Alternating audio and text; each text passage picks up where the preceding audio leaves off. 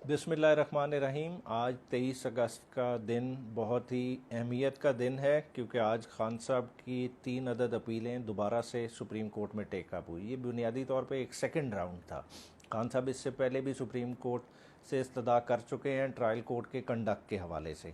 तो आज बेसिकली जो था chief justice Islamabad high court का फैसला, जो रिमांड ऑर्डर था जो उन्होंने हुमायूं दिलावर साहब की कोर्ट में दोबारा से केस रिमांड किया था, उसको चैलेंज किया गया था। और उसमें मुख्तलिफ़ किस्म की ऑब्ज़र्वेशन सुप्रीम कोर्ट से हमारे सामने आई।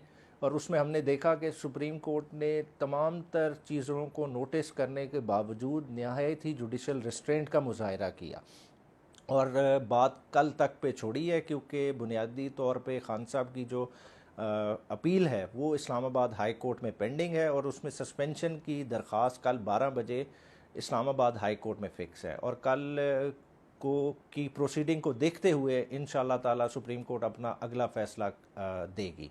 मगर साथ ही साथ आप जिस तरह से सोशल मीडिया पे देख रहे हैं कि कुछ सर्कल्स की चीखों पुकार ऊंची वाज़ेह नज़र आ रही हैं, तो इस चीज़ों से मेरा यही होगा कि हमने डिट्रैक्ट नहीं होना।